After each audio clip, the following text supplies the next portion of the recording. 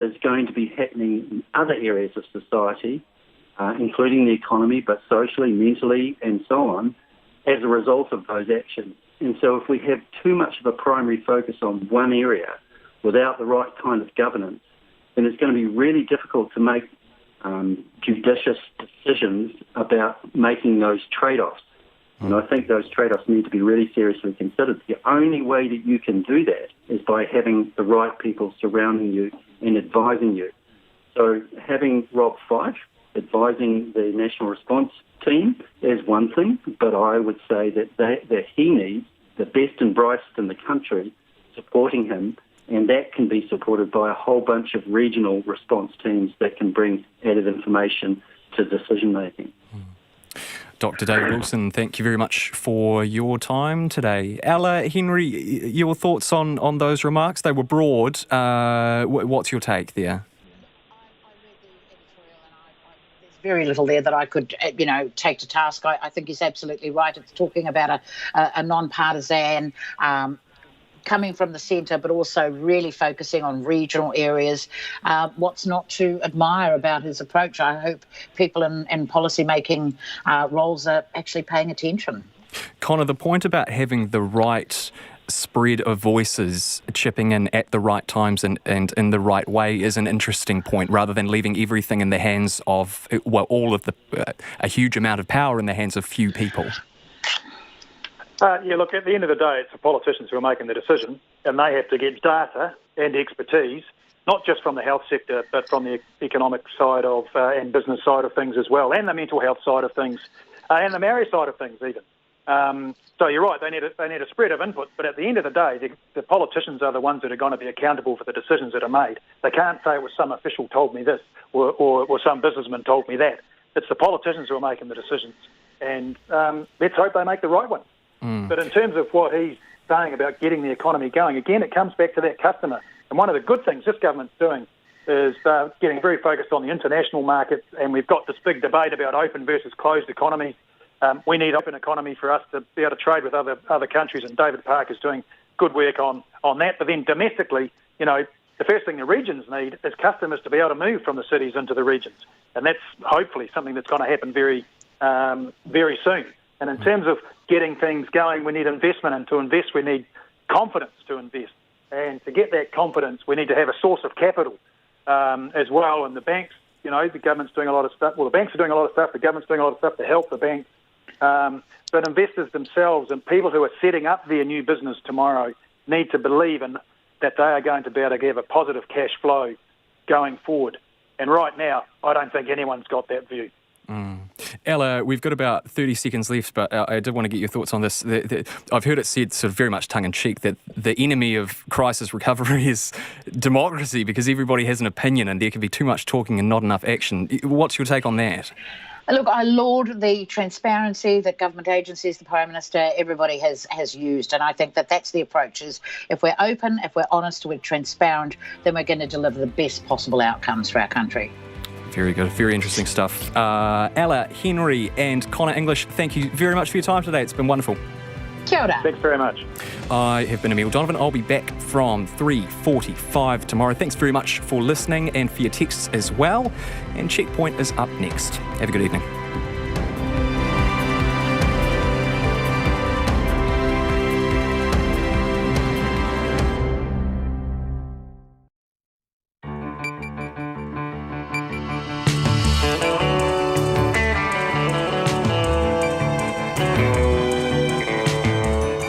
Whakaronga mai koe ki te reo irirangi o Aotearoa. This is Checkpoint on RNZ National. I'm Lisa Owen.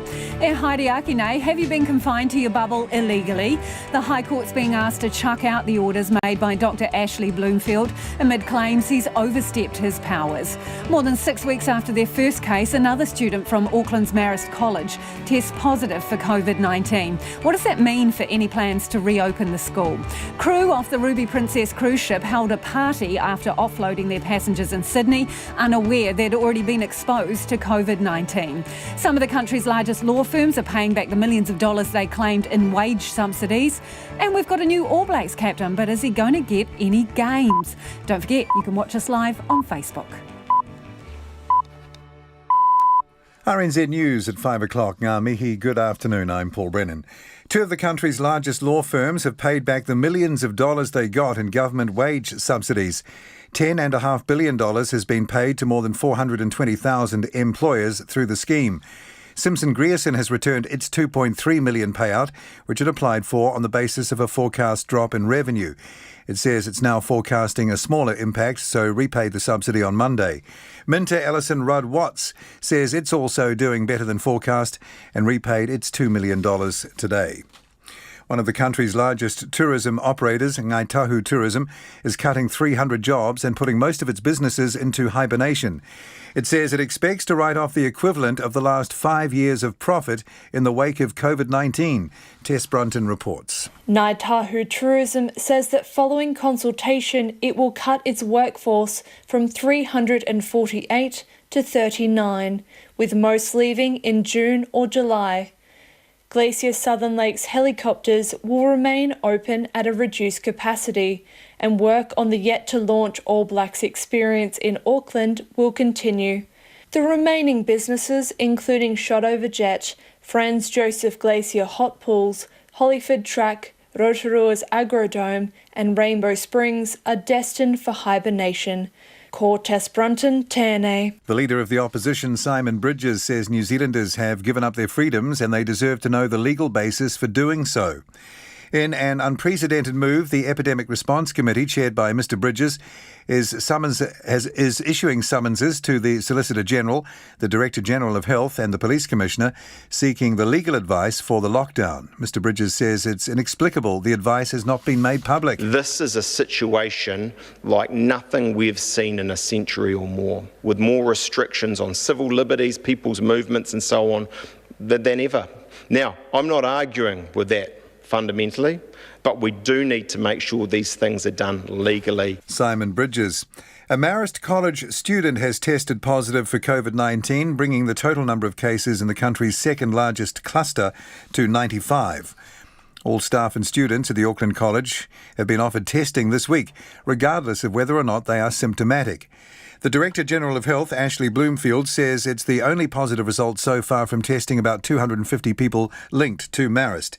He says it's unlikely the student is infectious. I think this case that's been discovered through this testing across the Marist community shows the importance of that sort of testing, and I'd encourage others from the Marist College community to go and be tested if they haven't as yet. Ashley Bloomfield. Another death from COVID-19 has taken the country's toll to 21. A Hawke's Bay farmer says the government's latest drought relief, a $500,000 fund for advisory services, is a drop in the ocean. Grant Charteris, who farms deer and beef cattle at Tikokino, says the appointment of 2 feed coordinators is appreciated, but it won't go far towards alleviating struggling farmers' problems. It is a drop in the ocean, or too little too late, really. You know, we should have been recognised a bit earlier, and it's pretty disheartening. New analysis by NIWA shows this year's drought is one of the most severe on record for large parts of the North Island and Upper South Island. A New Zealand couple living in Perth have allegedly been killed by their son. The Western Australia Police say a 64-year-old woman died at her home in the suburb of Hocking on April the 26th, and a 65-year-old man with critical injuries was taken from the scene to hospital, where he died 2 days later. Australian media have named the couple as Leslie and Michael Taylor, and the man charged with their murder as their 34-year-old son, Miles William Taylor. The family were from Dunedin. It's 5:04. In sport, the All Blacks' first tests next year are likely to be against this country's closest neighbours. Wales and Scotland are scheduled to play the All Blacks in New Zealand in July, but with COVID-19 travel restrictions, that's now in doubt. Coach Ian Foster is predicting his first tests in charge will be Bledisloe Cup games against Australia. Really, you have to look at it and say that Bledisloe Cup's the likely first cab off the rank, isn't it? And so if you look at the Australian and the New Zealand possible bubble, then that would certainly be an option, and what a great option that would be. Meanwhile, Rugby Australia director Peter Wiggs has resigned after less than 6 weeks in the role, amid reports of board disharmony as the embattled organisation seeks a new chief executive to replace Raylene Castle. And that's the news. Some good news for tourism. In an environment where you can't travel beyond your border right now, to be able to travel between Australia and New Zealand. I think it'd be critical to put some fuel in the tourism system. Is welcomed by the industry. Look, at the moment it's the one bright hope in an otherwise gloomy outlook. While the government gives itself more power to manage migration. This legislation gives us the ability to provide timely, fair and humanitarian responses to our migrant workforce and to people who wish to come to New Zealand. Pros and cons. Morning Report. Weekdays from 6 on air and online. Now the short forecast from Met Service, taking us to midnight tomorrow Thursday. Northland, a few remaining showers, clearing up, becoming fine everywhere. Cloudy periods tomorrow, isolated showers from tomorrow afternoon. Auckland to Manawatu, including central high country, fine today, cloudy periods and isolated showers tomorrow. Coromandel Peninsula and the Bay of Plenty, fine for the rest of today, cloudy periods tomorrow. Gisborne and the Wairoa district, showers easing, clearing this evening, fine tomorrow. For the rest of Hawke's Bay and Wairarapa, becoming fine. Horowhenua to Wellington, also Nelson, Marlborough, Canterbury and Otago, excluding Clutha, fine. Bulla and Westland, cloud increasing this evening, isolated showers developing, showers become widespread tomorrow afternoon. Fiordland and Southland, and Clutha, cloudy periods, isolated showers today, occasional rain tomorrow. At the Chatham Islands, partly cloudy with isolated showers from tonight through until tomorrow evening. Just after 6 minutes past 5. Thanks, Paul, and welcome to Checkpoint. I'm Lisa Owen. Have you been confined to your bubble illegally? Andrew Borrowdale, who used to draft laws in Parliament for a living, wants the High Court to rule the lockdown at alert level 4 and 3 illegal, arguing the Director General of Health, Dr. Ashley Bloomfield, has exceeded his powers. The claim for a judicial review follows ongoing questions from academics, lawyers and even from within the police about whether restrictions and their enforcement are legal under the legislation used. Today, Simon Bridges, who chairs the Epidemic Response Committee, announced its plans to summons the Solicitor General, the Director General of Health and the Police Commissioner, seeking all legal advice on the lockdown and ongoing restrictions. More on that shortly, but first, what is the basis of the claim we've been locked down unlawfully? The Chair of Public Law at Victoria University, Professor Claudia Geiringer, explains. Can I just start by saying that I'm in the camp that thinks that the Ardern Cabinet are doing a magnificent job overall in managing an incredibly complicated regulatory challenge. But the problem is that they've inherited a legal framework for managing a public health crisis that, in the view of a number of experts, hasn't turned out to be sufficiently nimble. And as you say, the argument centres on these powers in the Health Act, which are at the heart of how the lockdown has been enforced. And if I can just reduce it down, the key argument is that these powers are ultra vires, which means that they go beyond their legal power, they go further than the law actually allows. So, for example, a key argument relates to one of the orders, or actually a couple of the orders that Ashley Bloomfield has made requiring us all to stay home. And the orders claim authority from a clause in the Health Act that says that in an epidemic, a medical officer of health can require persons to be isolated, quarantined or disinfected.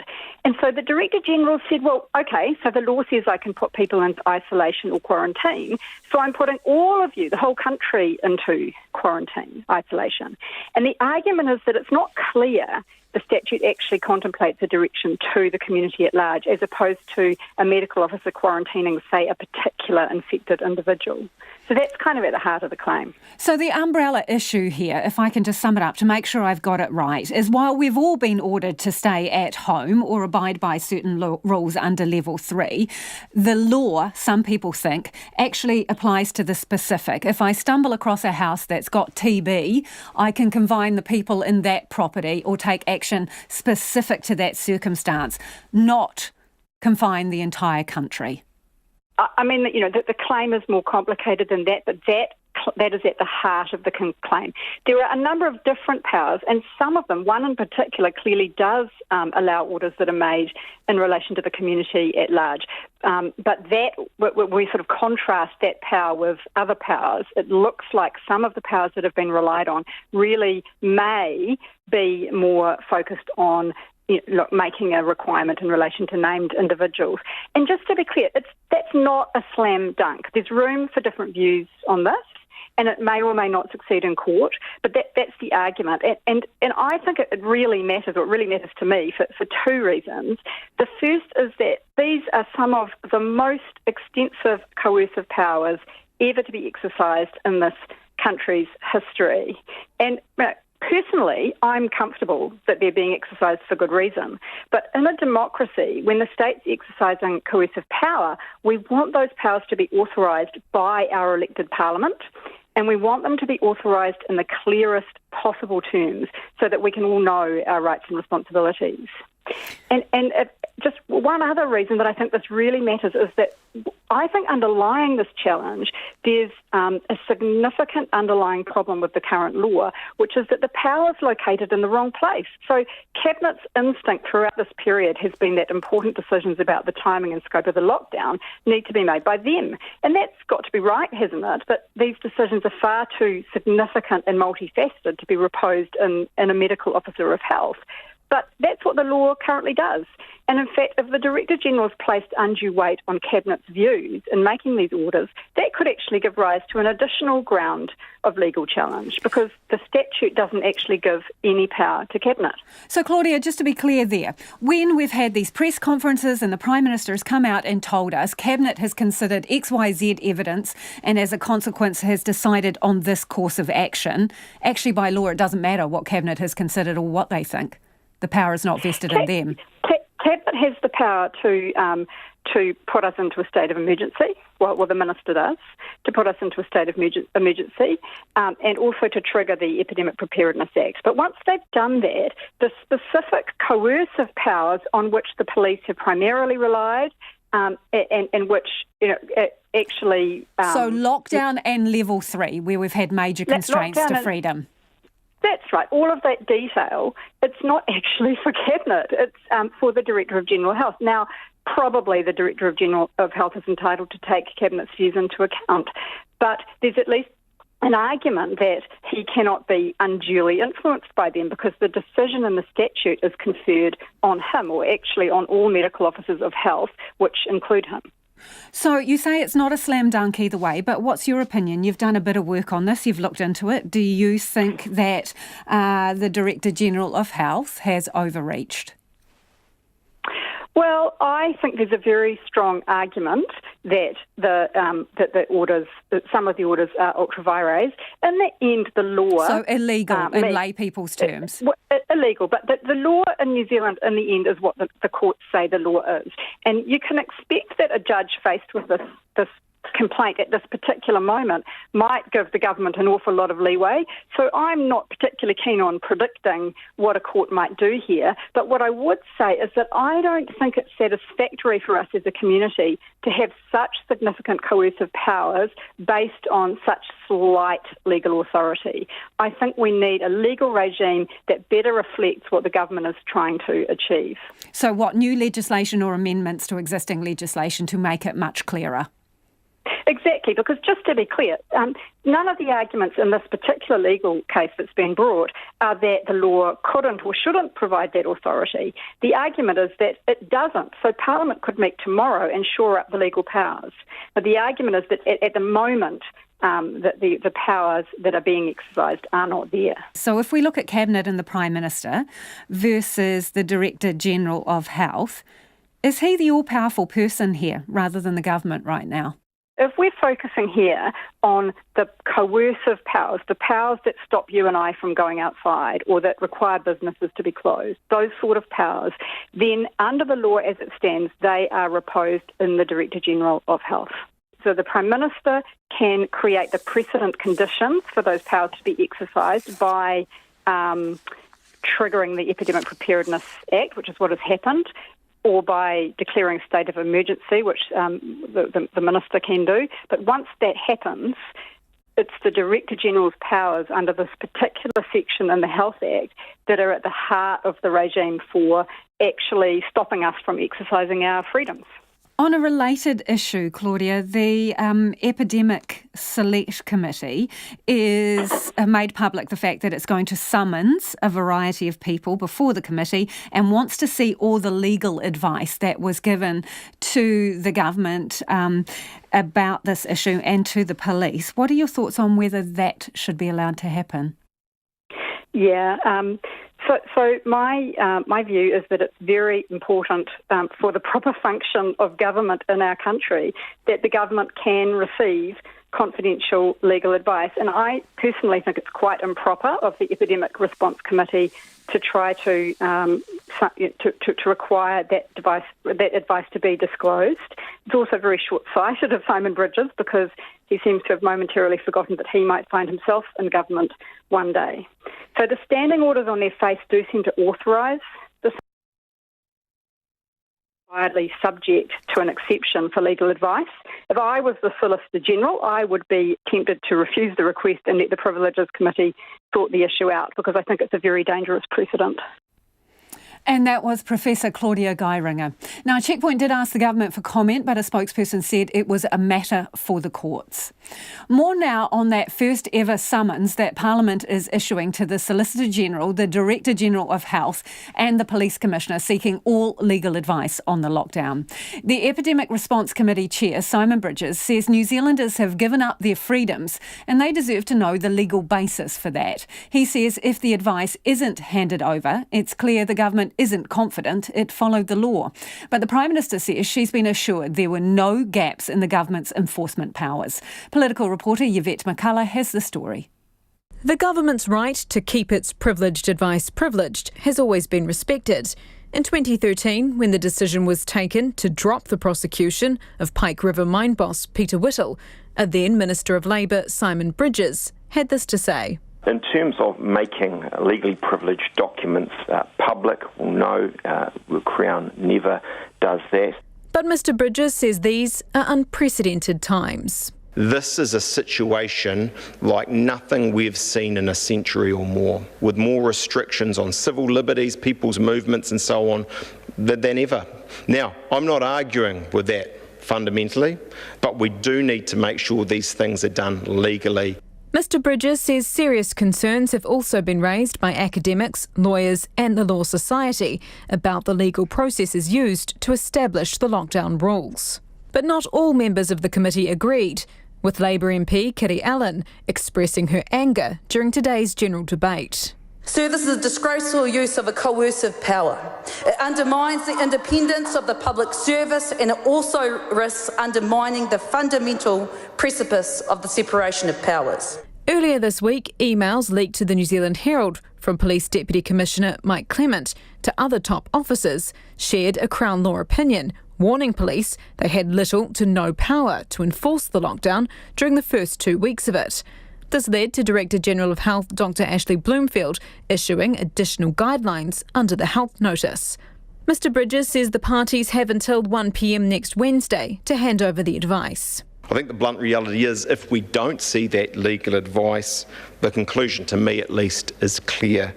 The government doesn't have confidence in the lockdown as something that's been legal. But Prime Minister Jacinda Ardern says the correct processes were followed. The legal underpinnings, they are all in the public domain. What the Leader of the Opposition is seeking is legal advice, which of course he himself strongly defended in the past, the practice of not releasing advice that is provided to the Crown. So I think that's an important distinction to make. She's confident the government won't have to enact any retrospective legislation. I've been consistently advised that there were no gap in our enforcement powers. What we have acknowledged is that actually some of the legislation that we've had to utilise actually probably could be more fit for purpose going forward. However, she says new legislation will have to be introduced to clarify police powers when the country moves to level 2. Otago University law professor Andrew Geddes says while there are definitely some questions around the legal processes used for the lockdown, that should be examined by a court, not a Parliament committee. He's concerned about the precedent set if Parliament as an institution is able to get hold of the legal advice that the executive government is working off. There is a separation of powers issue here. Both sides need to be relatively free to carry out their work without the others unduly interfering. And so even though the Epidemic Response Committee may have the best of motives here, whether it's a sort of precedent we want to create, I'm just not sure. Mr Geddes says the Solicitor General could still withhold the information. He says if that happens, the matter would have to go to the Privileges Committee, pitting Parliament against the Crown. And he says if that happens, people should grab their popcorn. From Parliament for Checkpoint, Yvette McCullough. It's 5:20 and you're with Checkpoint on RNZ National. Let us know what you think about that. Should the government hand over the legal advice about the lockdown? Do you care if the Director-General of Health has overstepped his powers, or is it a matter of legal principle that we need clarification on? Get in touch via text 2101. You can tweet us at Checkpoint RNZ or send us an email, checkpoint@rnz.co.nz. 6.5 weeks after confirming its first case of COVID-19 and weeks into a nationwide lockdown, another student from Auckland's Marist College has tested positive, bringing our second biggest cluster to 95. Among those infected, 16 school staff. The source of the outbreak still hasn't been identified. This week, Marist's 750 students and 90 staff have all been offered free coronavirus tests as a precaution and to reassure the community. Their families or bubble can also get tested. The Ministry of Health says 250 people have taken up the offer so far. At today's press conference, Dr. Ashley Bloomfield said only one of those tests has come back positive. A student who was called by Healthline in the first week of April as part of contact tracing, but she wasn't unwell at the time, so wasn't given a COVID-19 test. Dr. Bloomfield says the student has returned what's known as a weak positive test and is likely to be well through the illness and is unlikely to be contagious. I spoke earlier to Marist College Principal Rachel Tolu, and asked her how many people she expected to take up the testing offer. The opportunity to get tested is open both to students and staff, but the voucher actually entitles everybody in the Marist community who thinks they're part of the community to get tested. Once we get a few more numbers in towards the end of the week, that is when we'll start looking at the ideal numbers.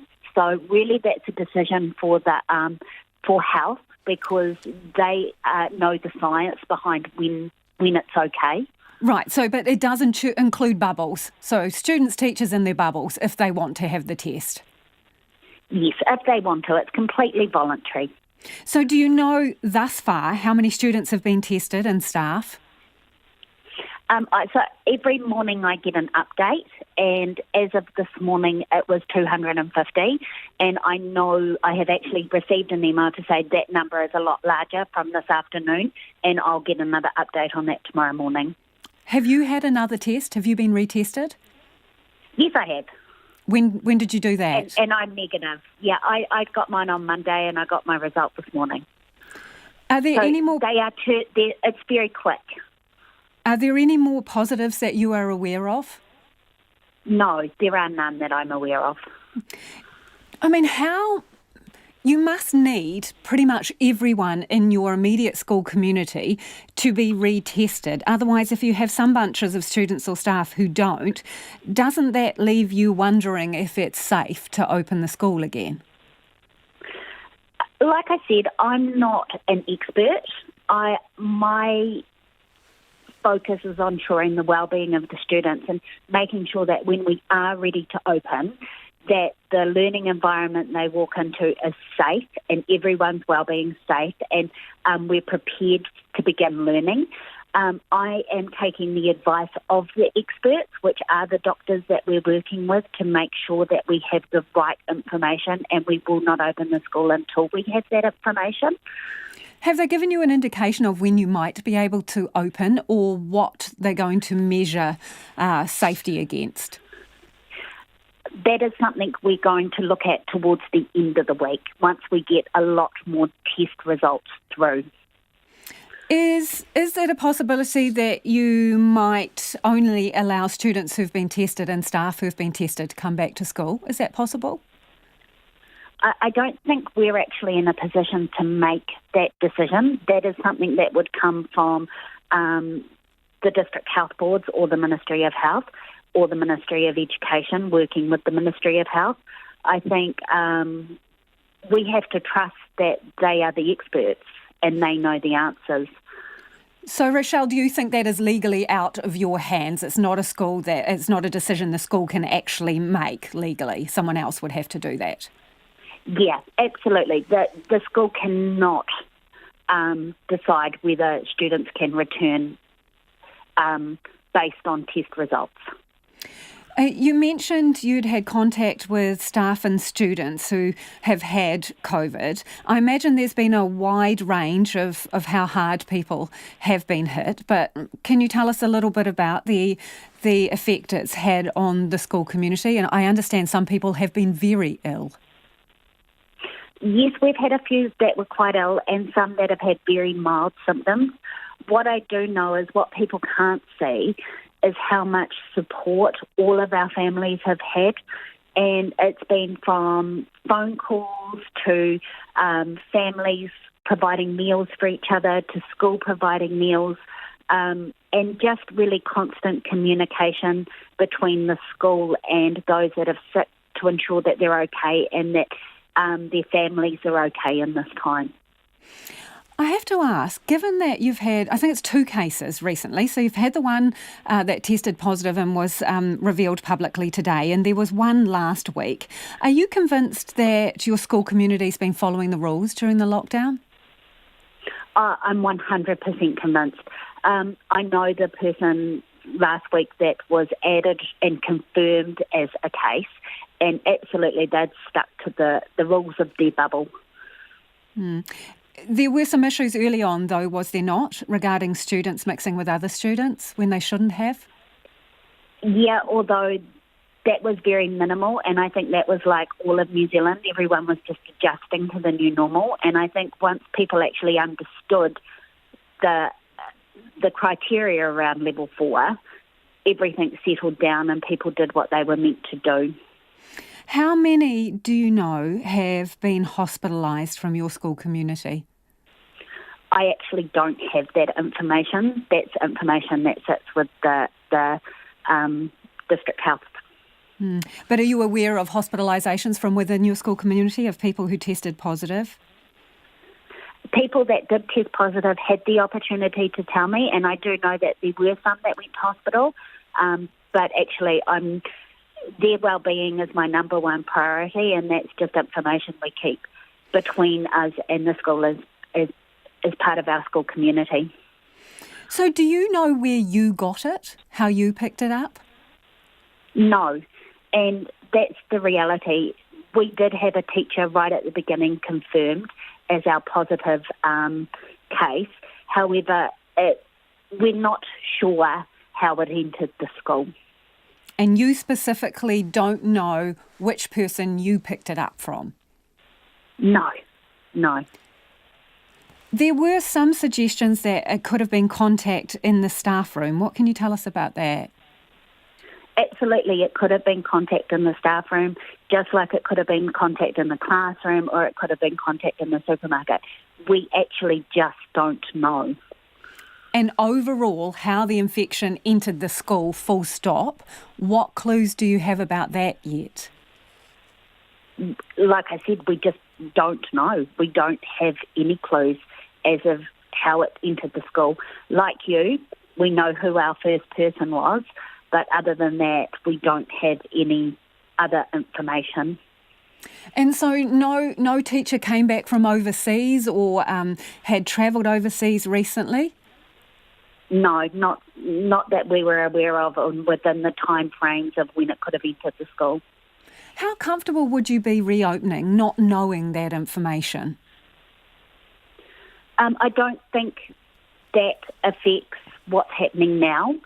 I think that is part of the track and trace program that is being run through the Ministry of Health, and I think that is their role to find out where it probably entered into the school. My focus is really on the future and if it's still in the school and making sure that we've done everything possible to eliminate any risk of it being in the school when students return. In terms of the school itself, the physical school, you've had that cleaned, I understand? Yes, we have. We actually got it forensically cleaned. We just wanted to make sure that we'd done everything in our power to make sure that the school environment was safe. And how much does that set you back, having a forensic clean of the school?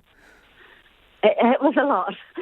It was a lot, but we did get the support from the Ministry of Education. Can you give us a ballpark? Are we talking thousands here or tens of thousands?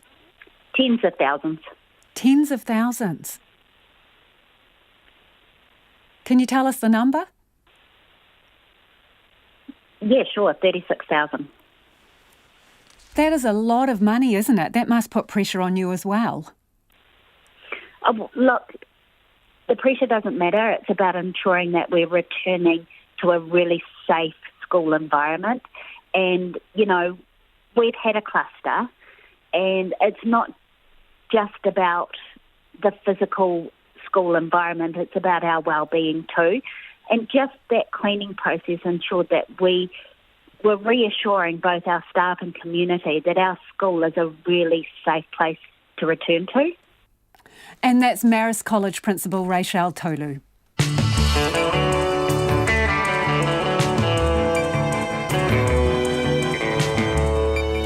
Coming up on Checkpoint on RNZ National, law firms begin paying back the millions of dollars they claimed in government wage subsidies. The Epidemic Response Committee hears about experiences of death and birth under Level 4. And revelations: crew on board the Ruby Princess cruise ship held a sail-away celebration not knowing they'd been exposed to COVID-19. And Sam Cane on his hopes as the new All Blacks captain. We'd love your feedback on anything you've heard on the program. Get in touch via text 2101. You can tweet us at Checkpoint RNZ, Facebook us, Checkpoint, or email checkpoint@rnz.co.nz. But first, here's Paul Brennan with the headlines. Thank you, Lisa. The Prime Minister says the legal basis for the enforcement of the lockdown is already in the public domain. The Epidemic Response Committee is issuing summonses to the Solicitor General, the Director General of Health and the Police Commissioner, seeking the legal advice for the lockdown. Its chair, Simon Bridges, says questions have been raised about the legal processes used, and the public who have given up their freedom have a right to see the advice. One of the country's largest tourism operators, Ngai Tahu Tourism, is cutting 300 jobs and putting most of its businesses into hibernation. It says it expects to write off the equivalent of the last 5 years of profit in the wake of COVID-19. New Zealand First has named a property investment company and a wood exporter as major donors to the party in its 2019 electoral return.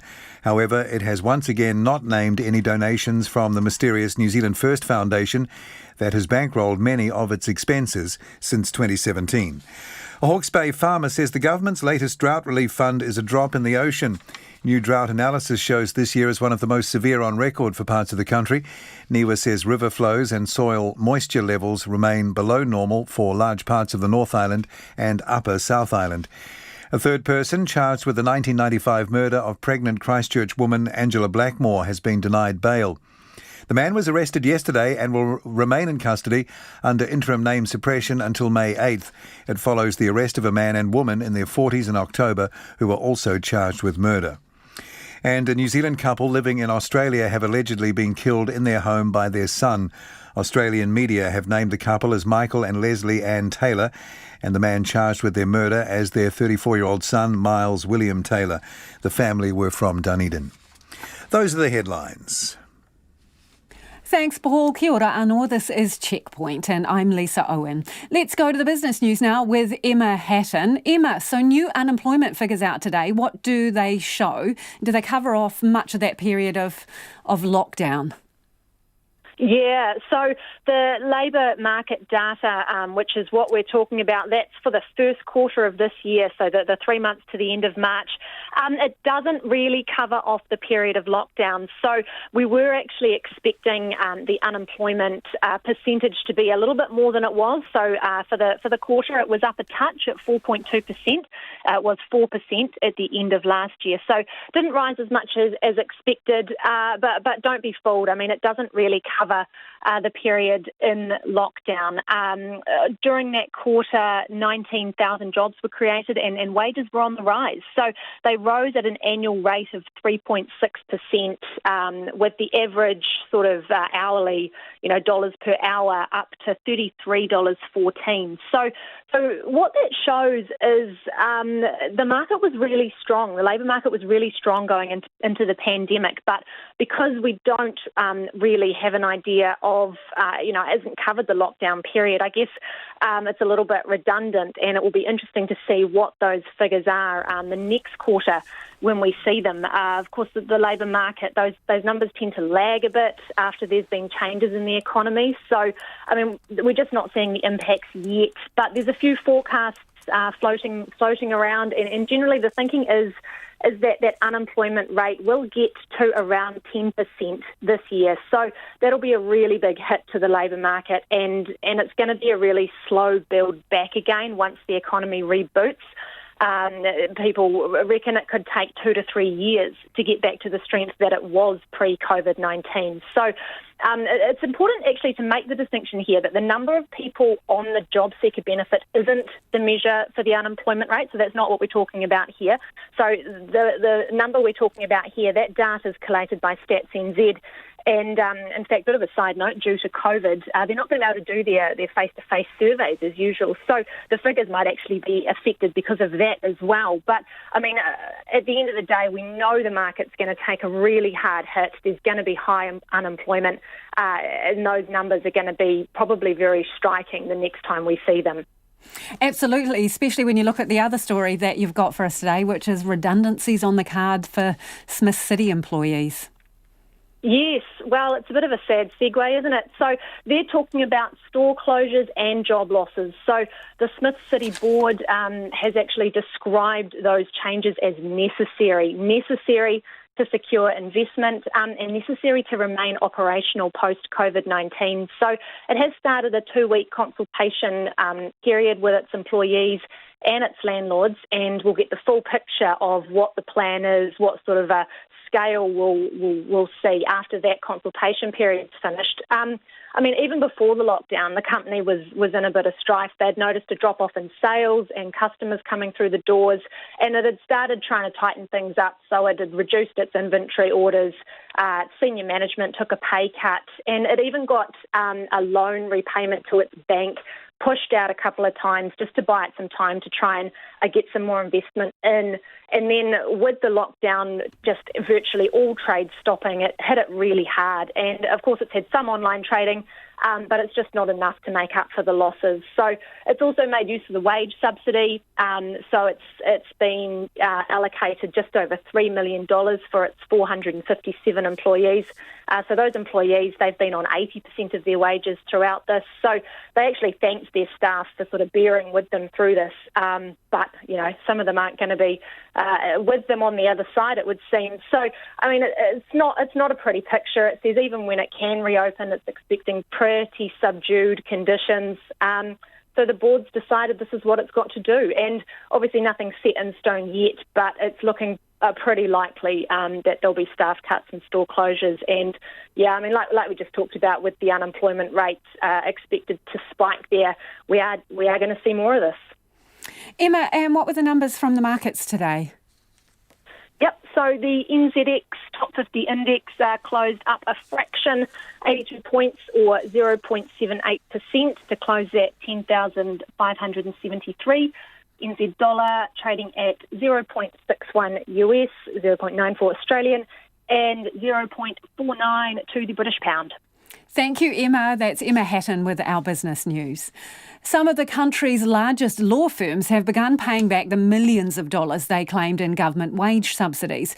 Audits are being done on hundreds of thousands of businesses which have received subsidies, totalling $10.5 billion. The government says the vast majority of businesses have been playing by the rules, but investigations are ongoing. Meanwhile, some businesses which have taken a hit during the lockdown say they've opted not to take the subsidy as they wanted to leave the money for those who really needed it. Nita Blake-Person reports. Kalpesh Patel owns the superhero Supret in Otara with his brother. Their local dairy regularly pitches in to help the community, as it has during the lockdown. We have extra of something like bread, and that we were struggling a bit in the middle to get our own supplies. But when we got extra supplies, we've donated bread and stuff into the community as well. Despite business dropping by more than 30%, as is required to access the subsidy, they've opted not to take it. I think some people are just taking it because they can take it. Some people actually really need it. So we felt that we didn't need it, so we'd leave it for somebody that actually needs it. The wage subsidy has been a lifeline for thousands of businesses, but now that the effects of the lockdown are becoming clearer, some are reviewing whether they actually needed the cash. Two of the country's biggest law firms have today confirmed they're paying back the money. Simpson Grierson has returned its $2.3 million payout, which it applied for based on a forecast drop in revenue, but says things aren't looking so bad anymore. Minter Alison Rudd-Watts says it's also performing better than had been forecast coming into the Alert Level 4 lockdown and has repaid its $2 million takings.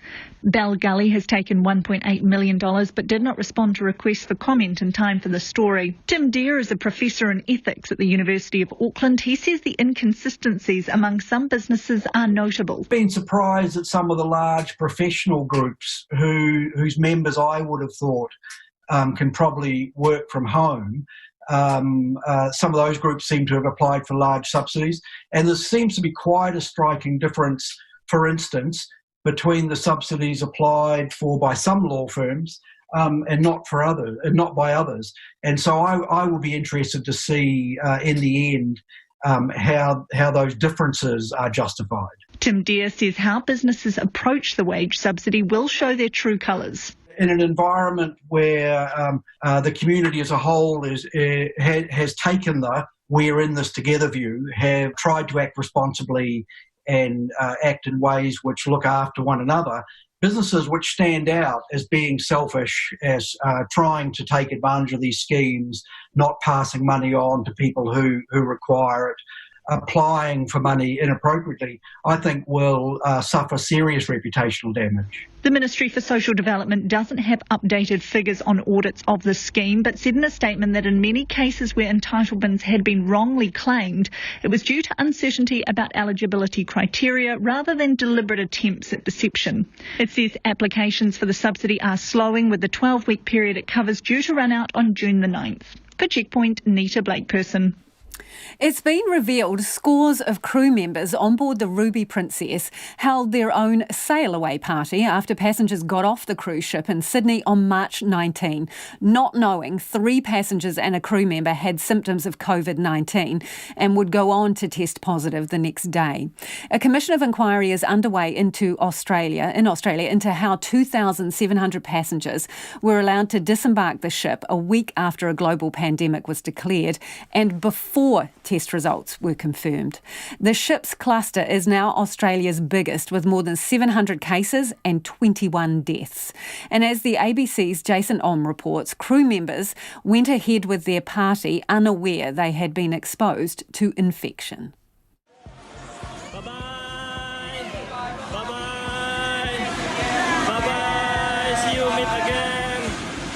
It's the 19th of March, a week after the coronavirus pandemic was declared. The Ruby Princess had just docked in Sydney and its passengers disembarked. So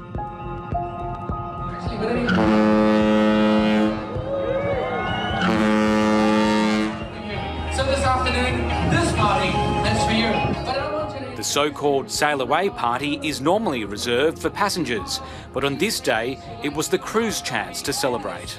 Well, good afternoon, Ruby Princess Super Crew. Are you having a good time? Are you excited? Give me a woo! Well, we have a great cruise ahead of us. It has been a challenging time, but you have done an amazing job. Some crew members say they were unaware there was any risk of a COVID-19 outbreak on board. When we left on the 19th of March, as far as we're aware, we're a healthy ship. In the band was trumpet player Chris Harris, a New Zealander. He had worked on cruise ships for many years. I performed a few songs up by the pool, like we had a pool set. The atmosphere was very good. Also at the party was Byron Sadani, a fitness instructor, who began working on the ship in January. A party without passengers, it never happened. So it was, everybody was like, it's unbelievable, it's amazing.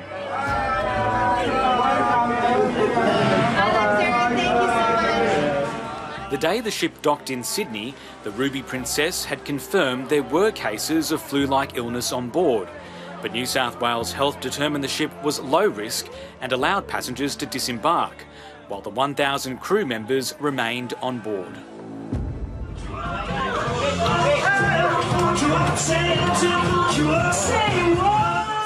All ranks were invited to the big party, from the galley hands to the uniformed officers. When we normally sail away, there's a dance and, music and, there's a singer, there's some cocktails going on just to, welcoming the guests. And that was, for us. The next day, New South Wales Health confirmed that 3 passengers who left the ship had COVID-19. One crew member also tested positive and was in isolation on board. A special commission of inquiry into the Ruby Princess is underway. While giving evidence last month, the ship's doctor and a senior manager expressed surprise that passengers were allowed to disembark before the results came back. I was surprised that we were allowed to do that without waiting for the results.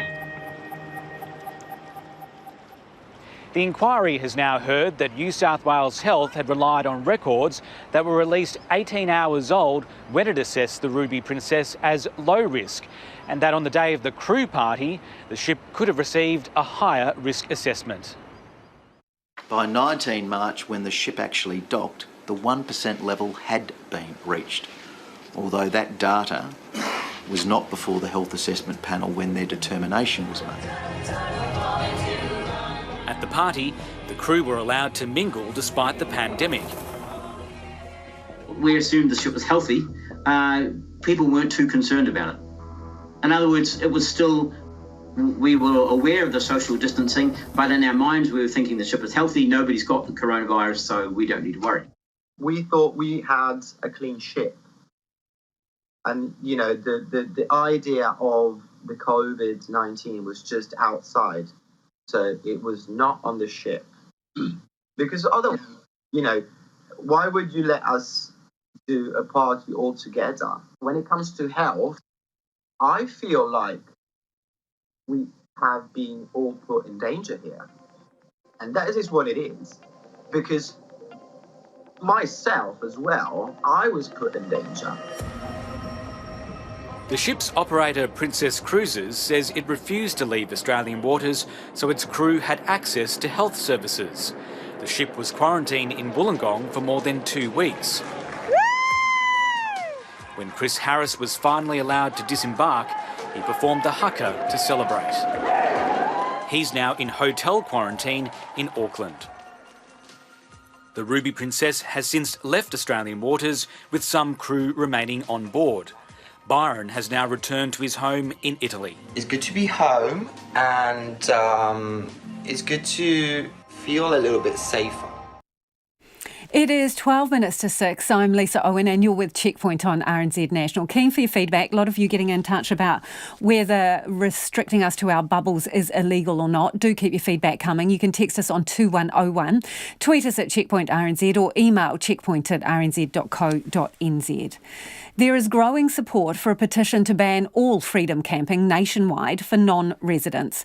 The woman behind the idea wants the country to reassess the parameters around freedom camping in order to support New Zealand tourism providers. But as Alicia Foon found out, there are mixed views on the controversial matter. To ban or not to ban? That is the question.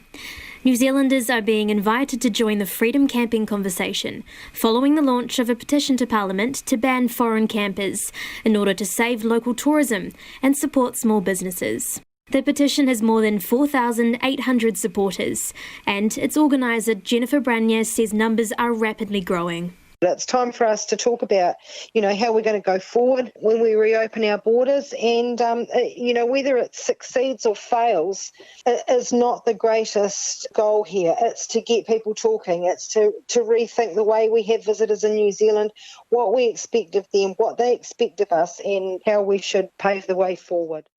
Jennifer Brunya is also asking the government to cease allocating taxpayer money for further development of free camping sites. This is our home. We love this place. Get out and discover the wow fact that encourages other international guests to come and see us.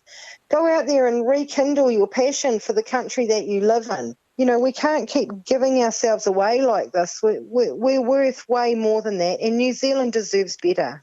But Responsible Campers Association spokesperson Bob Osborne isn't convinced.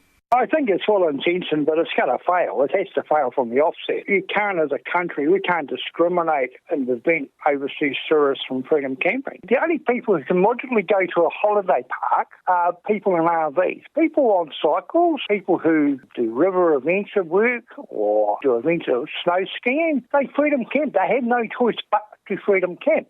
The owner of popular site The Camp, Lake Hawea Holiday Park in Wanaka, Sarah Burden, says it's usually 1 or 2 people that ruin it for everyone else. But she fully supports and has signed the petition. If you've got a small town with a holiday park in it, they should be using the holiday park. They're contributing to the economy, and then they still come into the town and use the facility. So I think the big thing is to make sure it's sustainable. Look after our country, look after our community, look after the businesses, and everyone will be happy. The Tasman District Council, with the support of iwi, has proposed a responsible camping strategy to restrict movements of freedom campers. Mayor Tim King says self-contained tourists, whether they be domestic or international, are not the problem. The issues really arise around the non-self-contained, whether they are the hire vehicles with minimal facilities or just people driving around in station wagons, vans and cars. There's the usual kind of toilet arrangements that people undertake. There's the mass numbers that congregate at key areas that are also often valued by locals for their recreation. There's the environmental impacts where it's on the coast or near rivers. But Tourism Minister Calvin Davis says freedom camping complaints have more than halved. I think that the position is silly. Responsible camping, it isn't the problem it was when we first became government. We've done a lot of work to reduce the problems. In fact, the complaints that we receive are probably about only 10% of what they used to be when I first became the minister. It goes against our manaakitanga that we're famous for here in New Zealand. It probably also goes against the Bill of Rights. So we're reimagining the future of tourism, and I can tell you now, discriminating against people of other nationalities is no part in that future. Although freedom camping laws vary from area to area, depending on the council involved, he says the government won't be taking away this power from councils anytime soon. New Zealanders have until the end of July to sign the petition. For Checkpoint, ko Elisha Foon, tēnei. Sam Cane admits he was surprised when he was told he'd be the next All Blacks captain. The Chiefs flanker was given the job despite the lack of international rugby on the horizon. As our rugby reporter Joe Porter reports, All Blacks coach Ian Foster had a few options. Oh, what a thrill for the little town of Reparua in the North Island Sam Cane hails from. They'll be celebrating there tonight. It was 8 years ago that Cane made his debut for the All Blacks as a 19-year-old, but he'd tasted higher-level rugby at the age of 16 when he spent a week training with the Chiefs. He'd always been earmarked for bigger and better things. The 28-year-old has played 68 tests for the All Blacks, 3 of those as captain. Cane has known for a couple of months that he was to take over from Kieran Reid and has had to keep it quiet apart from telling his partner and his parents. Cane admits he wasn't expecting it when Foster turned up at his house for what he thought was just a catch-up in February. To be honest, it took me by shock a little bit. It was just like a big sort of flood of different emotions. And then he left the house not long after, actually. This was all pre-COVID-19, just to clear that up. And then Harriet was out in the garden, so I went and talked to her straight away. And yeah, I knew pretty quickly. what I wanted to do. Many pundits had predicted Kieran Reid's right-hand man, Sam Whitelock, to take over the captaincy role. He's also skippered the All Blacks, including at last year's World Cup, but was set to miss this year's Super Rugby season and has an early exit clause in his New Zealand rugby contract. Foster says the Crusaders' lock was also an obvious option. I thought Sammy Whitelock proved that he could be a great All Black captain, and so that actually wasn't really the debate. It was a matter of looking at the different styles and looking at the group that we think we might have when we actually put names down on paper, and we just felt that Sam's style might be a little bit more conducive for this particular group. So Kane is the captain, but when he might lead the side out on the field is the big unknown due to the coronavirus pandemic. Foster is encouraged that some form of Super Rugby may not be too far away, while the All Blacks may be limited to a Bledisloe Cup at the end of the year. The government will announce what can happen under Level 2 tomorrow, which may mean a resumption of training for Super Rugby teams. Foster says New Zealand Rugby will be ready to go when they get the green light. We're doing a lot of planning behind the scenes for every scenario. So once the government announce something, I'm pretty sure that we'll be ready to say pretty quickly what we're going to be doing. So it won't take too long for you to hear that. As for Kane, he says it won't take long for the players to get back to full fitness. He says the All Blacks are desperate to get back on the field and put behind them what was a disappointing World Cup. We're obviously massively disappointed, and I suppose our pride in mana took a bit of a dent, not just in the loss, but the way it came about. So, look, if we were able to get back on the park, a lot of those guys who were involved in that campaign will definitely be carrying a bit of hurt deep down and be very driven to get back on the field and get us back to number one. So we might have to wait, but I'm pretty sure that hunger and desire won't be settling down. Kane is expected to play most of the All Blacks games, as is fellow Lucy Ardie Savia, meaning the latter might be moved to number 8, with the likes of Scott Barrett or Luke Jacobson the likely blindside contenders, with their extra height considered a necessity for the modern-day line-out. However, it might be some time before those selections are made, with international rugby still months away at best. Mō te hōtaka o te ahi pōnei, ko Joe Porter aho. The UK now has the most deaths from COVID-19 in Europe and the second highest in the world after the US. The death toll is approaching 30,000 and the BBC's David Shookman looked at how Britain compares with other countries. Every so often there are grim national milestones, this time as the UK's death toll rises above that of Italy, making it second only to the United States and with every figure a story of loss and grief.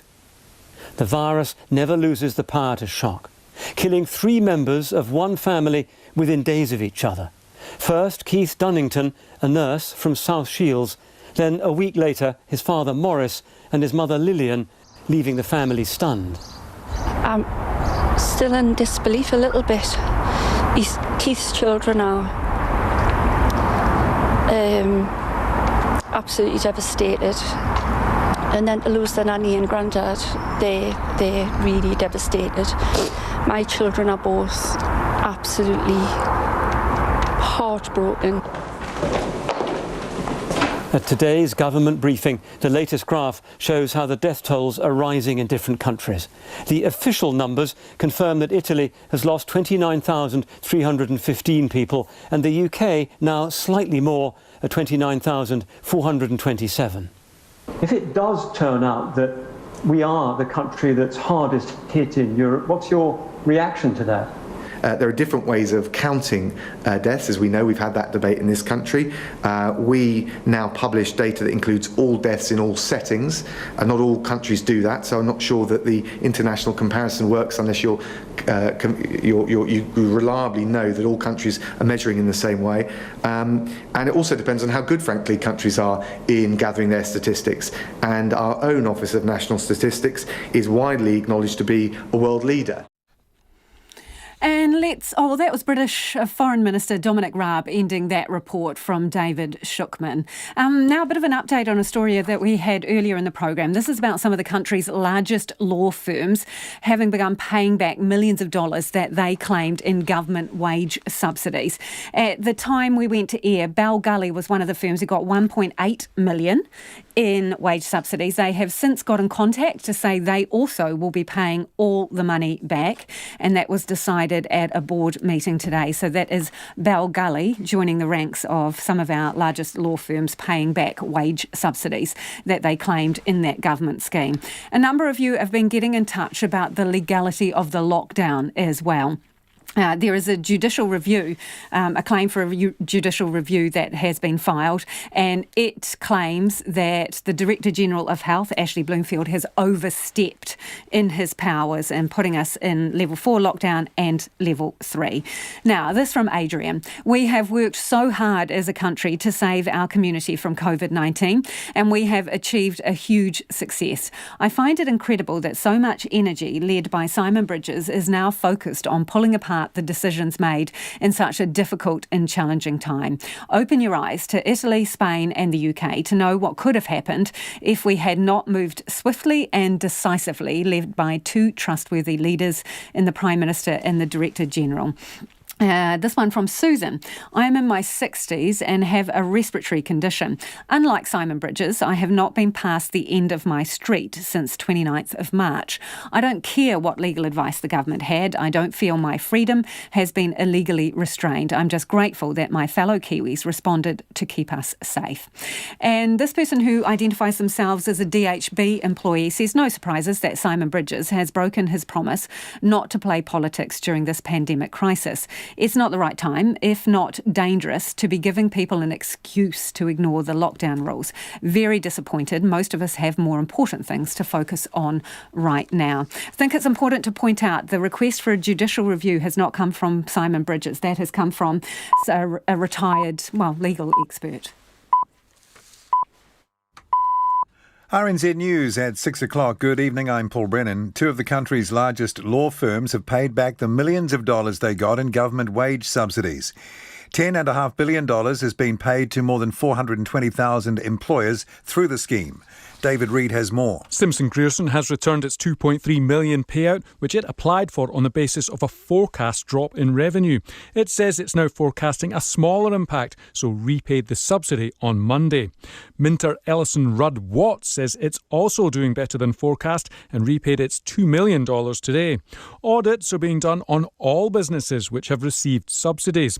The government says the vast majority have been playing by the rules, but investigations are ongoing. This is David Reid. One of the country's largest tourism operators, Ngāi Tourism, is cutting 300 jobs and putting most of its businesses into hibernation. It says it expects to write off the equivalent of the last 5 years of profit in the wake of COVID-19. Ngāi Tourism says that following consultation, it will cut its workforce from 348 to 39, with most leaving in June or July. Glacier Southern Lakes helicopters will remain open at a reduced capacity, but businesses like Shotover Jet, Franz Josef Glacier Hot Pools, Hollywood Track, Rotorua's Agrodome and Rainbow Springs are destined for hibernation.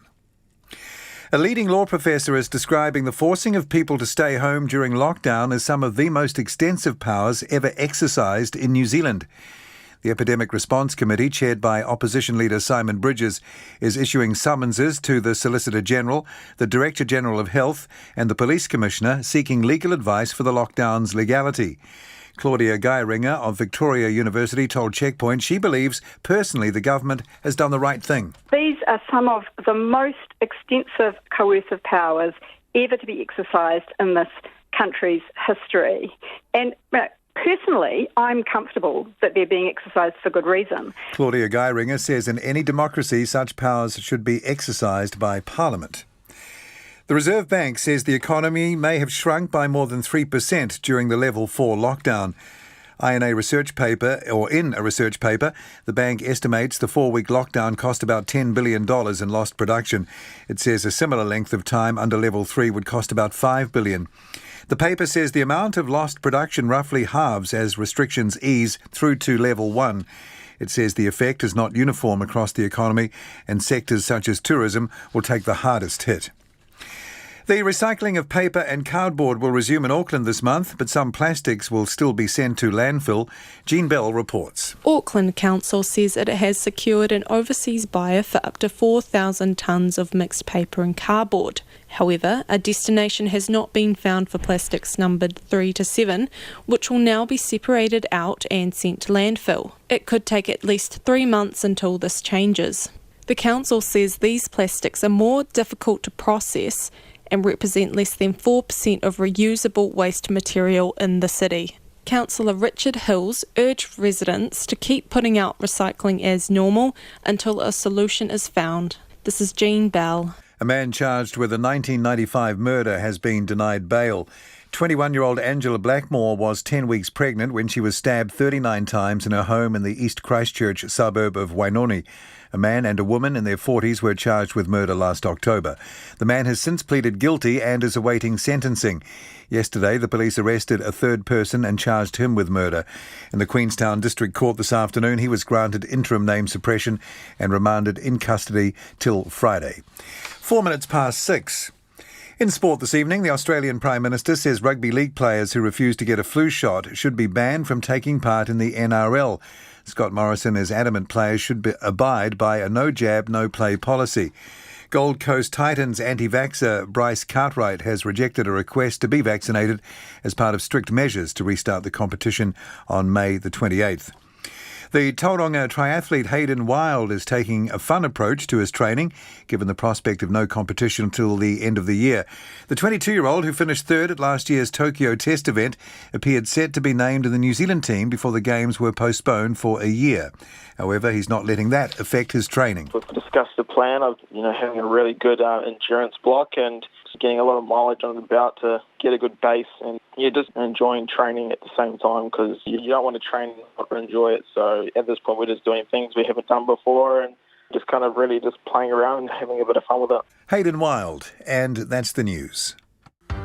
I'm Catherine Ryan. Tomorrow on 9 to noon, the even longer road to the Olympics spells heartbreak for some athletes and opportunity for others. The Bubble Kitchen web series featuring a stranded Italian photographer locking down with a creative Rotorua couple. Clinical child psychologist Sarah Hughes on how to raise a calm, confident, well-adjusted and resilient child. And Chris Schultz reviews local drama One Lane Bridge. Keeping you company and up to date. Join me on 9 to noon on RNZ National. Mid-service short forecast through to midnight tomorrow, Thursday for Northland. The few remaining showers clearing up, becoming fine everywhere. Cloudy periods tomorrow, though, isolated showers in the afternoon. Auckland to Manawatu, including central high country, fine for the rest of today. Cloudy periods and isolated showers tomorrow. Coromandel Peninsula and Bay of Plenty, fine for the rest of today. Cloud tomorrow. Gisborne and the Wairoa district, showers easing, clearing this evening, fine tomorrow. For the rest of Hawke's Bay and Wairatapa, becoming fine. Hortowhenua to Wellington, also Nelson, Marlborough, Canterbury and Otago, excluding Clutha, fine. Buller and Westland, cloud increasing this evening, isolated showers developing and showers becoming more widespread tomorrow afternoon. Fiordland, Southland and Clutha, cloudy periods, isolated showers for the rest of today, occasional rain tomorrow. At the Chatham Islands, partly cloudy with isolated showers from tonight through until tomorrow evening. Just after 6 minutes past 6. Thanks, Paul. And if you're just joining us, this is Checkpoint. I'm Lisa Owen. The trauma of the COVID-19 lockdown on those who've had nothing to do with the disease was laid bare for MPs today. The Epidemic Response Committee has been hearing about experiences of death and birth under Level 4, and they were urged to do more to prevent more non-COVID casualties. Health correspondent Rowan Quinn reports. The Chief Executive of the Funeral Directors Association, David Modger, had a stark example of how the funeral ban impacted on one family during lockdown. An 18-year-old son had tragically taken his own life. And the last view of their son that the parents had was him being taken away from that scene. They were unable to then subsequently see and view, as would normally be the case, of their son at peace. The Cancer Society, Chris Jackson, focused on people's final days and the reality that many couldn't say goodbye to those they loved when they were dying. He says it's an ongoing issue with border and travel restrictions still in place. Like one of my patients, her daughter and grandchildren are in Australia. I was talking with her about how her cancer was progressing and she was approaching the last few months of her life, and she looked at me and she said, "So I'll never see my grandkids again." Auckland man Bjorn Raymer had to wait in the car park at Auckland Hospital when his wife's pregnancy was in jeopardy. My wife was then left to navigate alone through the halls of a fairly empty hospital, finding her way to the ultrasound, be scanned and told by medical staff that her pregnancy had no heartbeat, She was then given a box of tissues and left in the scanning room alone to gain her composure and proceed to the next stages of her miscarriage journey. And Wellington woman Rebecca Burgess told the committee she was devastated when her husband had to leave shortly after she'd given birth. The lack of care and postnatal left me feeling like I had no worth as a mother and that I was incapable. Those feelings are taking longer to subside, but every day I look at my daughter and I wonder at her existence. I've never felt a love like that. Meanwhile, I'm still angry and I feel like I never want to see another midwife again or set foot inside a hospital. She says she's sick of the buzzwords unprecedented times from political and health leaders, and their expressions of empathy seem hollow. Whangarei woman Jennifer Rouse says she's now financially vulnerable after choosing to pay for her cancer operation. Whangarei Hospital told her stage 2 cancer procedure was classed as elective.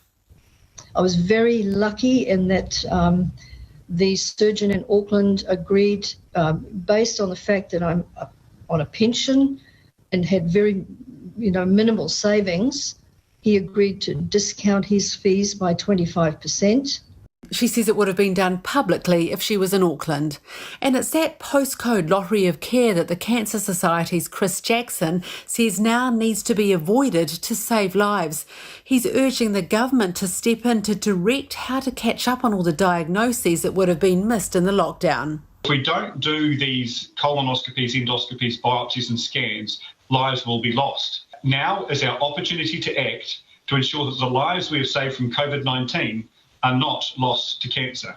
The Prime Minister Jacinda Ardern says the system needs to learn from some of the individual stories. These are in themselves potentially very traumatic events that are even made more traumatic by the fact that they've happened during a global pandemic when the country has been in lockdown. What our duty of carers is to try and reduce that burden as much as we can. And as the Director General has said, there are cases where it doesn't sound like we've done that to the best of our ability. We have to be willing to go back and learn. And the Director General of Health, Ashley Bloomfield, had a grilling from Simon Bridges in the committee, but much of it was not directly focused on health. Mr Bridges questioned whether there was scientific evidence to justify staying at level 3. Every single day means 1,000 more people on the dole, means small businesses that wind up. It is critically important in terms of wider issues and harms, and we heard some of those in a health sense. Dr Bloomfield said the 2 weeks at level 3 was based on the incubation period of COVID-19. And what is very consistent globally is a very careful step down out of lockdown arrangements. And a staged and careful approach to that to ensure that the virus doesn't get away again. So I think our approach is not only appropriate for New Zealand, but it is very consistent with what every other country is doing. Mr Bridges also took aim at an appearance of transparency from the Ministry of Health, saying opposition MPs had struggled to get information they requested that should have been public. I don't think it's a resourcing issue. I think it comes down to one simple thing. You don't want to answer because you want to control the information flow and do this in a time and a way convenient to you and the government. But Dr Bloomfield said good communication was important to him and he'd look into any shortcomings. Mō te hōtaka o te ahi ko Rowan Quinn tēnei.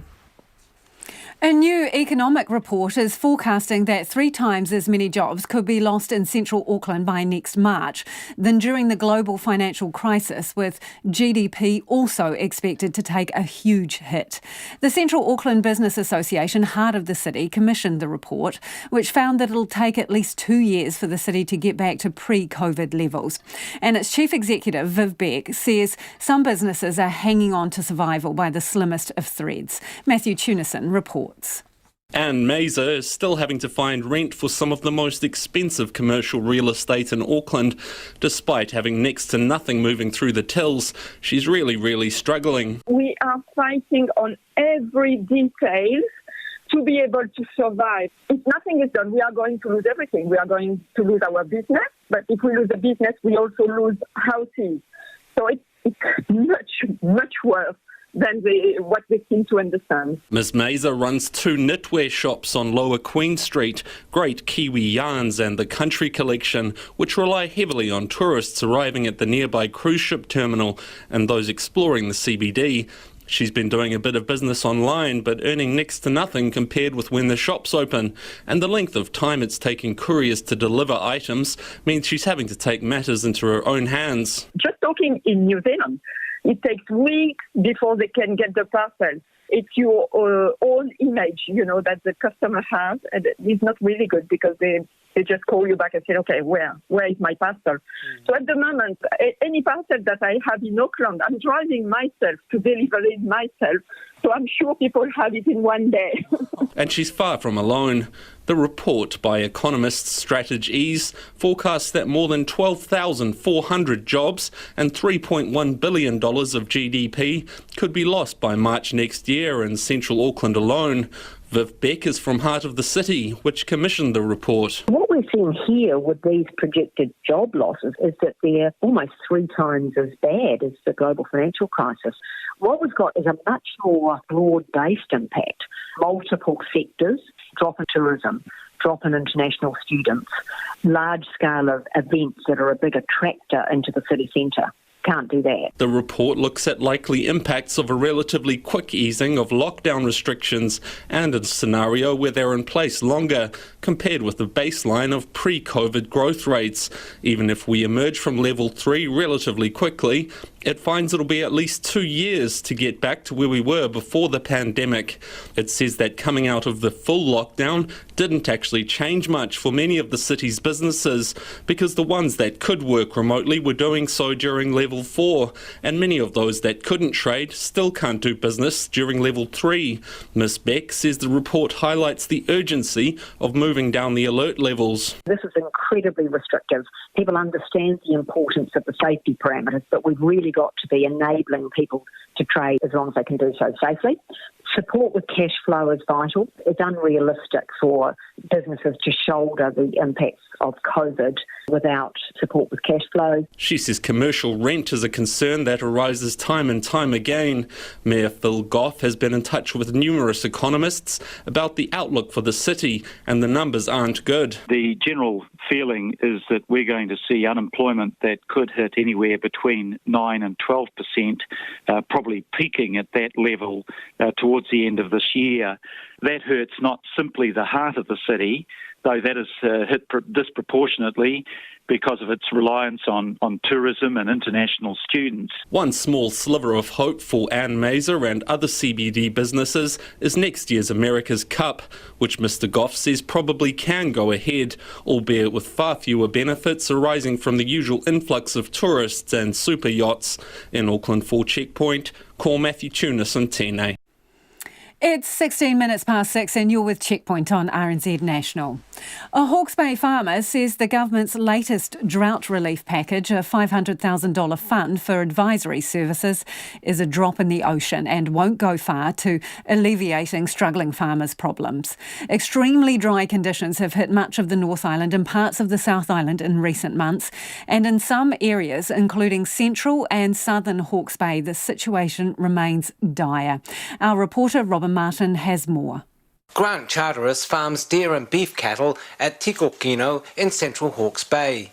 He says the relief package is a case of too little, too late. It's a drop in the ocean, and it's getting to a stage of, how long's a bit of string, when's it's going to end, and $5,000 towards a few consultants and people doing a few feed budgets. And don't get me wrong, those sources are required and are needed, but it is a drop in the ocean, or too little, too late, really. We should have been recognised a bit earlier, and, it's pretty disheartening. Niwa says Napier has experienced its driest January to April period on record, while Hastings has been in drought for 29 consecutive days. Conditions Mr Charteris can attest to. We've been feeding out since January. I've already fed out 220 bales of silage since January, and about 40 tonne of maize and extras. And we've got a very short growing season, and now we're in a situation where we're into May, and it's getting cold. There's snow on the ranges. Feed's hard to source. Yeah, it's tough. It's really tough. He says the drought has been exacerbated by a shortage of hay and silage and COVID-19 restrictions, which have prevented neighbours from helping each other out and also caused backlogs at freezing works.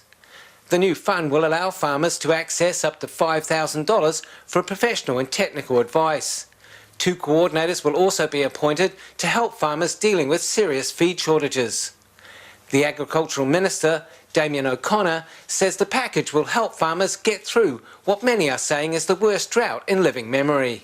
Look, it's targeted at the areas that have been affected by drought, so basically all of the North Island.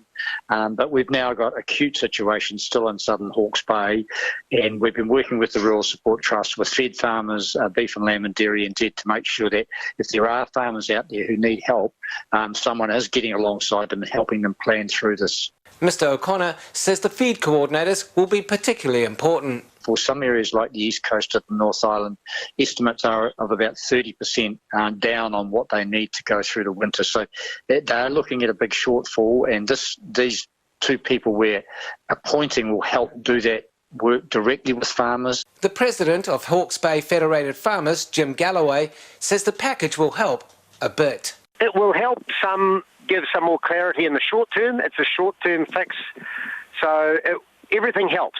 Certainly everything will help some that ask for it, so it's worthwhile doing.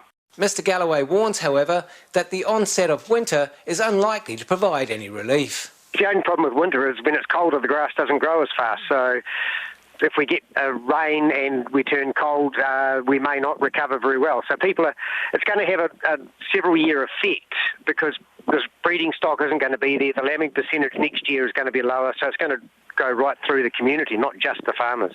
Today's announcement brings the total amount of funding relief announced by the government for drought-hit rural communities to $17 million so far this year, much of which has been specifically targeted at farmers. Mo te hōtaka o te ahi pōnei, ko Robin Martin-aho. An Australian journalist says the federal government is treating the travel bubble with less urgency than New Zealand. The Australian Prime Minister, Scott Morrison, yesterday said that the Trans-Tasman travel could coincide with domestic flights getting back underway. When we're seeing Australians travel from Melbourne to Cairns at about that time, I would expect, everything being equal, that we'd be able to, fly from Melbourne to Auckland. But the ABC's Foreign Affairs reporter Stephen Gigits told our World Watch reporter Max Toll that a bubble's not the priority. Officials that I've spoken to here in Australia have been a little bit more cautious than that. They say the first priority will be reopening the borders between states in Australia, some of which have been closed due to COVID, before moving then to restarting flights between the main Australian capitals, and then probably not long after that, reopening flights across the Tasman. It could be as soon as, a couple of months, but honestly, that's pretty speculative. And when you really do grill officials about the details, it's pretty clear there is a fair amount of work to do just in terms of synchronising our health systems, our tracing systems in particular, our quarantine systems. That's bureaucratic work that tends to take a bit of time. Would you argue that the benefits of a travel bubble would be greater for New Zealand than for Australia? I think the New Zealand government has approached it with a little bit more urgency than Australia. That's not to say that Australia's been indifferent. Bureaucrats, officials, politicians, everyone acknowledges that there's a compelling logic to the travel bubble, that they think it should go ahead, and that they believe that the economic boost it would give would be welcome. It's not insignificant there. They're not dismissing it. But yes, you can see why New Zealand officials are perhaps a little bit more seized with urgency over this. It's simply because it could provide more of a vital lifeline to the New Zealand tourism industry than it would to the Australian one. Both our countries' responses to the pandemic have been widely praised internationally. But from Australia's perspective, what's been the view on how New Zealand has responded to the outbreak? Oh, look, there's been a lot of admiration for the way that New Zealand has responded to the outbreak in Australia. I mean, it's not a leaderboard, of course, but you'd have to say that Australia and New Zealand would have to be among those nations who have most successfully tackled the coronavirus internationally. Now, it's true that New Zealand has gone into a stricter lockdown than Australia, and some officials have argued here, not to criticise New Zealand, but I guess to defend our approach, that Australia has probably achieved a comparable comparable, at least, and perhaps an even slightly better record in terms of suppressing the coronavirus than New Zealand, with a slightly less restrictive lockdown. Now, they don't say that to criticise New Zealand, but more to argue that Australia's got the balance right.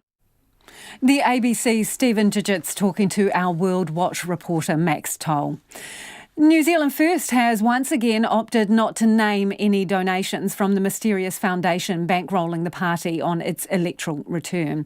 But an electoral law expert says for the first time the party seems to be including donations to the New Zealand First Foundation in an aggregated total, which he believes calls into question the accuracy of the returns from previous years. And for the first time since 2008, the party has named 2 external donors in its returns. One is a Wellington property investment company that agitated strongly against a capital gains tax, and the other a wood exporter who owns a private island in the Bay of Islands.